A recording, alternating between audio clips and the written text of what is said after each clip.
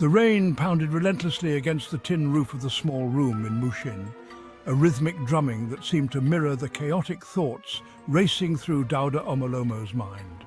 He sat hunched over a weathered wooden table, staring intently at the worn passport in front of him. The photograph inside belonged to a young woman, her face framed by tight curls and her eyes wide with the innocence of youth. The name beside the picture read Bisola Elenian. Dauda's heart pounded in his chest, each beat echoing in his ears like a war drum. This was it, the moment that would change everything. The room felt smaller than usual, the walls closing in as the weight of his decision pressed down on him. The air was thick with the smell of damp earth and desperation, mingling with the sharp tang of sweat that clung to his skin. He picked up the passport, his fingers trembling slightly. It was not fear that made him shake, but the gravity of what he was about to do. The path he was about to take was one from which there would be no return. But Dauda had long since resigned himself to the fact that the life he was born into could not be the life he lived. Not if he wanted to survive. Not if he wanted to thrive. His gaze drifted to the corner of the room, where a small shrine had been hastily erected. At its center was a photograph of the real Bisola Elenan, the daughter of his political mentor, Chief Musibao Elenian. She had been the apple of her father's eye, a bright and promising student with a future as luminous as the morning sun. But fate had other plans.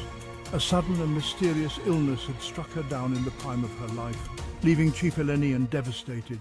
It was in the aftermath of her death that Dauda had first conceived his audacious plan.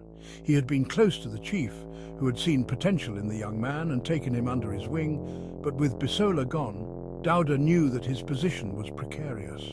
He needed a way out, a way to ensure his survival and to seize the opportunities that Alaye City could no longer offer him. She was too good for this world, Chief Elenian had once said, his voice thick with grief as he stared into the distance. She was going to change the world, Dauda, but now the world is a little darker without her. Dauda had nodded silently, offering what little comfort he could. But even as he did, his mind was working furiously, plotting a way to use the situation to his advantage. He saw an opportunity where others saw only tragedy. One night, as the chief lay drunk and weeping over the loss of his daughter, Dauda had quietly slipped into Bisola's room. There, among the remnants of her life, he found her passport. The resemblance was faint but unmistakable, enough to pass for siblings, perhaps even close family.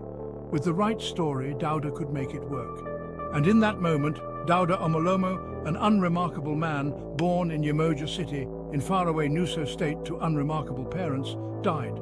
And the legend of the man later to be known globally as Chief Bisola Elenian was born. He was no longer the son of a struggling market woman, doomed to a life of mediocrity.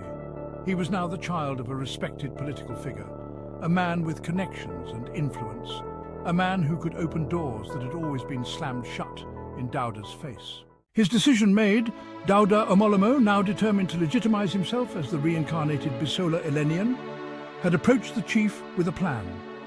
"Chief, I need your help," Dauda said, his voice steady despite the storm raging in his mind. "I want to honor Bisola's memory by continuing her education in the United States.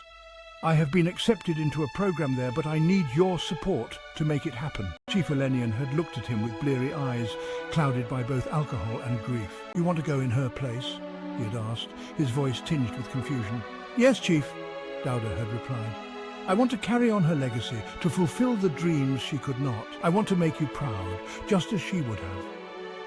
The chief had stared at him for a long moment, and for a terrifying second, Bisola thought his plan had failed.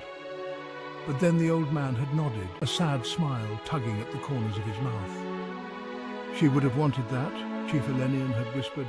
"She would have wanted you to succeed where she could not."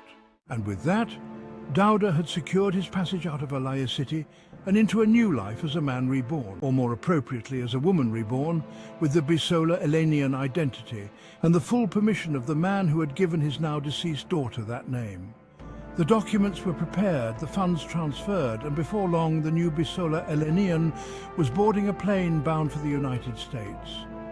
The city that had given him life had now given him a new identity, a new purpose, and a new path to power.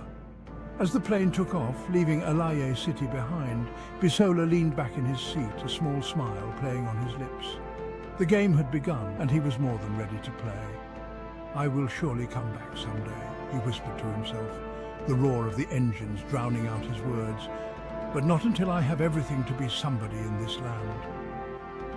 The clouds parted below, revealing the vast expanse of the Atlantic Ocean.